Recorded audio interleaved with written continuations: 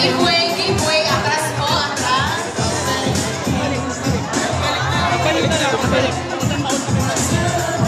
Balik na lang.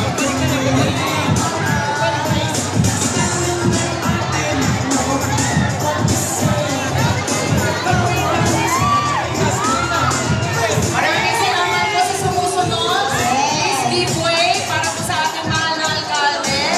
Sabat nga namin CDW and parent officer, please po, balik na po tayo sa ating upuan. I-clear na po natin yung daanan ng ating mahal na Yorme.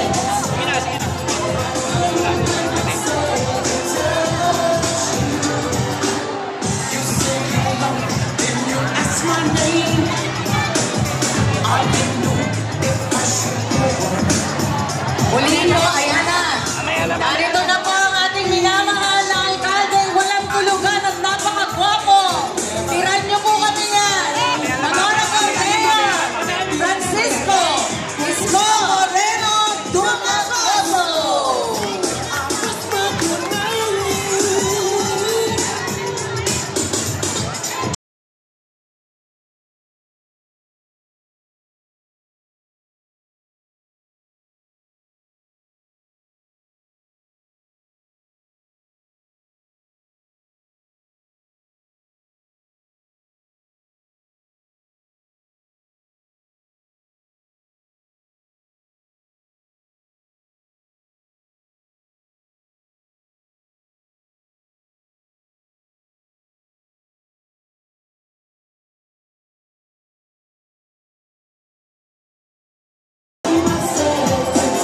Para pabatiin po ang ating mahal na Yorme ngayong araw na to. Nandito po para ipakilala siya ang ating City Department Head 3, Director J.R. De La Fuente.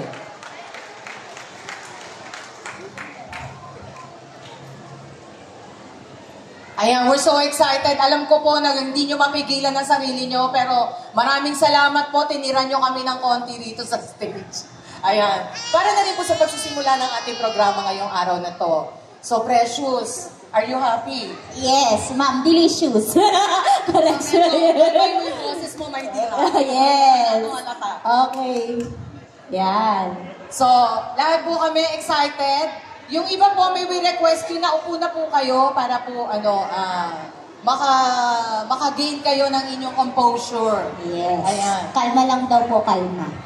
Opo. So, narito na po ang ating mahal na direktor para po ipakilala ang ating panauhing pandangal today. Muli po, palakpakan po natin ang ating City Department Head 3, Honorable Director J.R. De La Fuente.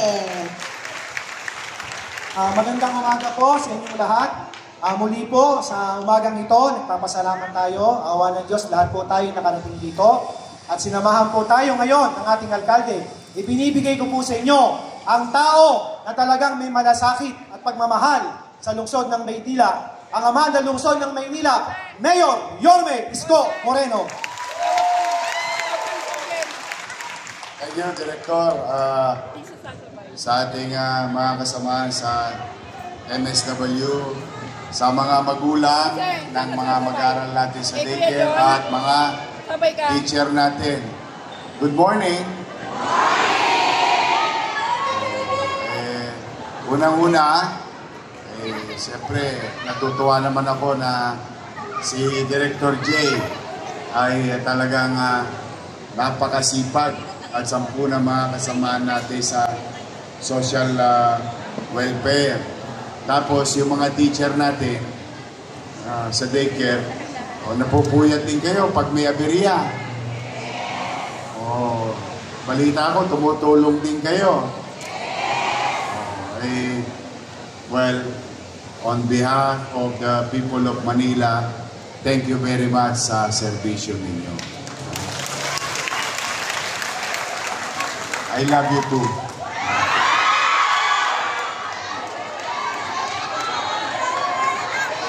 Welcome back, Yorme. Alam nyo,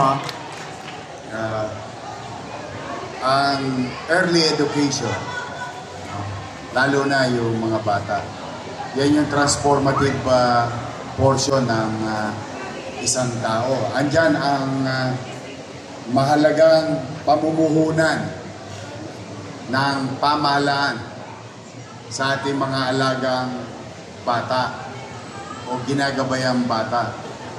Kaya napakalaki ng halaga ng partisipasyon ninyo in formative years ng ating susunod na henerasyon. As like, katulad ng mga sinabi ng ating mga nakakatanda sa atin, kung ano ang tinanim mo, siyang aanihin mo. Kung ngayon, tayo ay mamumuhunan ng mainam, masinop, at episyente sa ating mga alagang bata, pagdating ng araw, sila ay mga mamamayan na magiging magulang, profesional. Okay lang, Jesus is life, ha? Okay lang, thank you. Thank you. Kapag tinayaan, or what you call, invested to our children, there are going to be the next sets of people in the city of Manila. Kaya pagka tayo palpak ngayon, ay malamang, palpak ang simula, palpak ang katapusan. Pero pag tayo naging mabuti, magaling, at nagbigay ng tunay na atensyon and resources to our kids today, most likely, with high probability that these kids will be a better citizen for the next generation. Ganyan kahalaga ang paggagabay ninyo na mga teacher natin sa daycare. Kaya huwag niyong ikikipit balikat yan na para bang wala akong magawa sa bahay. Mag-daycare teacher na lang ako. Para maging abala. No. It is very important for each and every one of you, to our teachers, on what you're going to do today. Yun ang magiging resulta bukas. As you all know, napansin nyo ba? Nagbago ang administrasyon pero walang tinanggal. May natanggal ba sa inyo?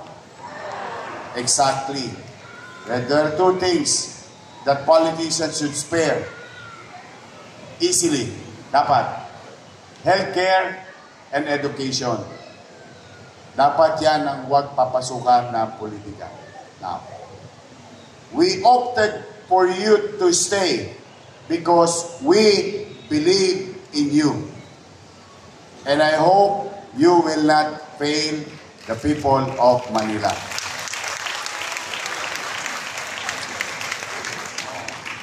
Pangalawang balita.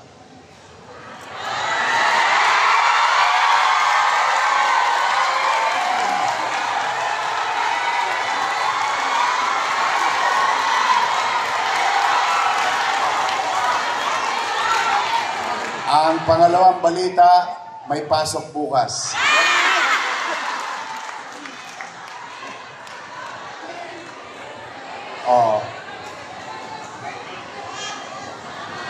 Ito ay tamang paggamit ng JO.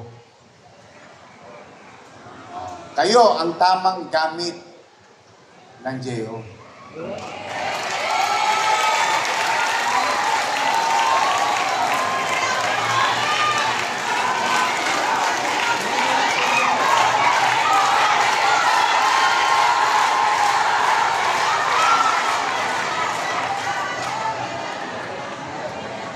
Hindi ba parang masakit din para sa inyo? Pero ninyo, araw-araw, may 10, 15 bata kang inaalagaan, 20. Lahat ng konsumisyon, 40, 50, yan, 60. Tapos, aawain ka pa minsan ng nanay. Ikaw naman, di ba? Kahit yung mga president natin ng mga daycare, inaaway din ang kapwa nanay. Tapos mababalita mo, yung isang JO natutulog lang.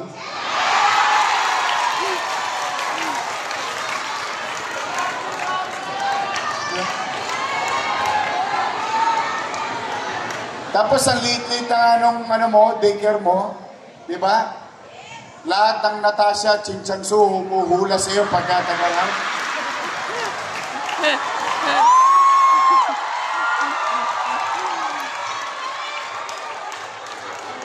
Tapos yung isang JO, tagadala lang ng bag ni Direktor. Wow! Sana all. Di ba? Kaya yung binabanggit ko sa inyo, pagiging mainam na pamahalaan is to make use of whatever is left, ano pa man ang natira, magamit sa tamang gastusin. At ako, hindi ako manghihinayang. Kahit every 6 months, every year, i-renew ko kayong lahat. At least, pag umikot ako sa community at may daycare, pagdungaw ko, nandun yung teacher. Ang masakit, yung JO, wala. Nowhere to be found.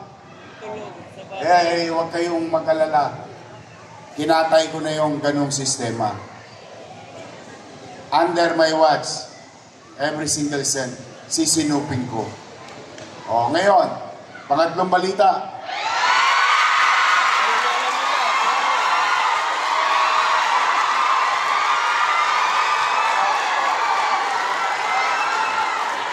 Sige na nga, excited ko. Pangatlong balita, ngayong araw na ito, kayo'y manunumpa.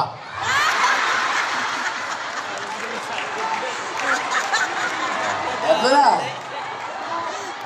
Pang-apat na balita.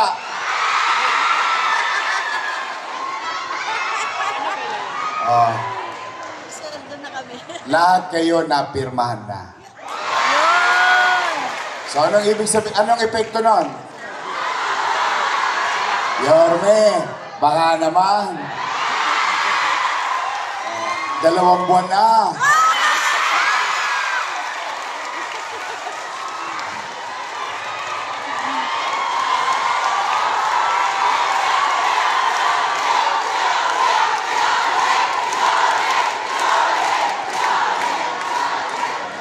Huwag kayong mag-alala. Sigurado na may sweldo kayo. Kahit mahirap, talaga napakahirap, ayaw ko lang magdrama-drama sa inyo. Pero alam na mga taga City Hall kung gaano nasaid ang kaban. Pero huwag kayong mag-alala. As like what I have said a while ago, katulad na nasabi ko na kanina, we will invest in our children in the city with your help.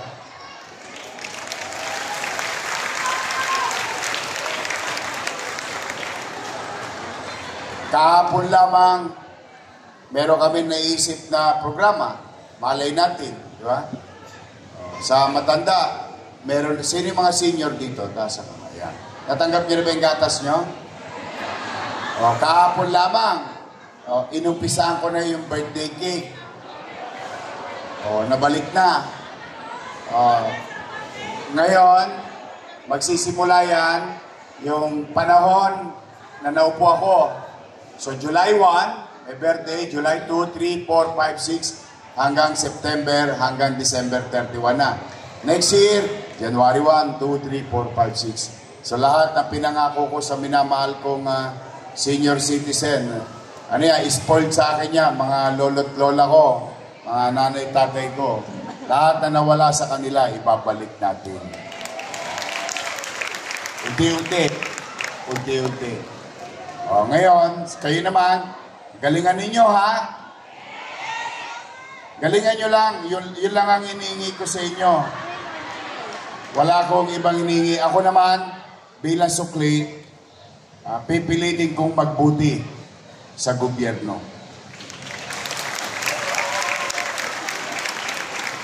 Maraming challenges, pero tingin ko makakaraos naman tayo.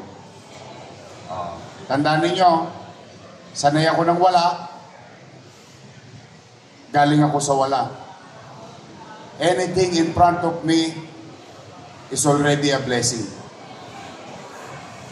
Kaya, kahit na anong hirap na kinakarap ng pamahalaang lungsod, may gobyerno sa lungsod ng Maynila. So, abangan ninyo ang balita sa mga ilang araw na darating. I'm happy and excited for you. Save for the rainy days. Pag dumating na yun dapat, o ingatan ninyo, iraos ninyo ang inyong nabali na.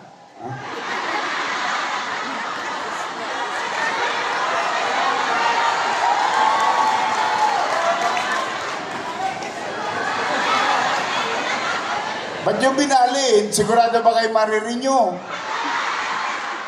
Hindi. Wala, basta ako.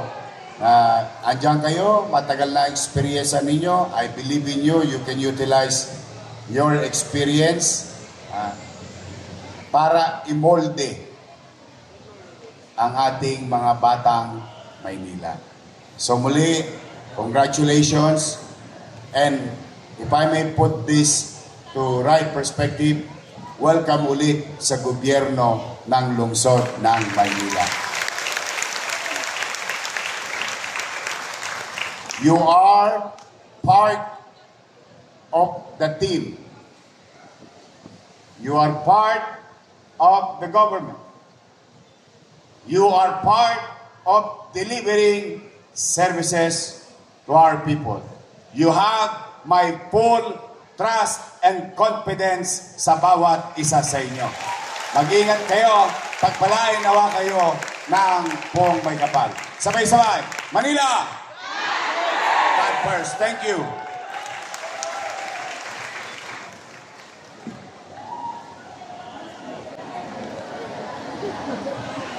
Magsitayo na po tayo lahat para po sa ating oath taking. Siyempre po, pangungunahan po ng ating minamahal na alkalde ng lungsod ng Maynila, Honorable Mayor Francisco Isko Moreno Dumagoso.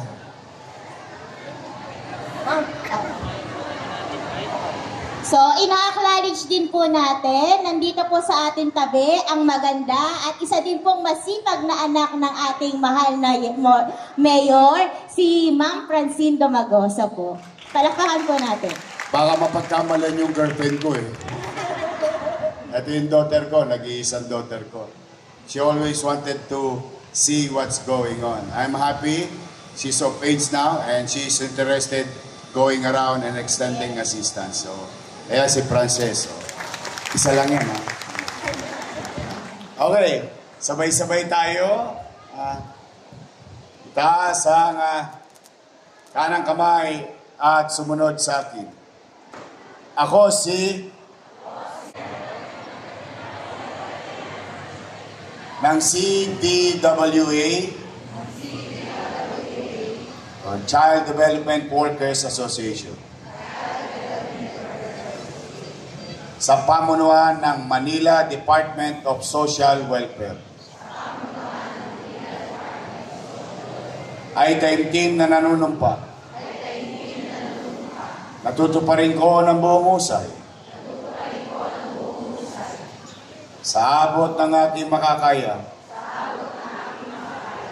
Ang aking mga tungkulin. At tutulong sa pangangalaga at pagpapaulad ng ating asosasyon. Ibibigay ko ang katapatan sa mga simulain ng pamahalaang lungsod at aking patitibayin ito sa pamamagitan ng mga programa at serbisyo para sa buong Child Development Workers. ng aming distrito.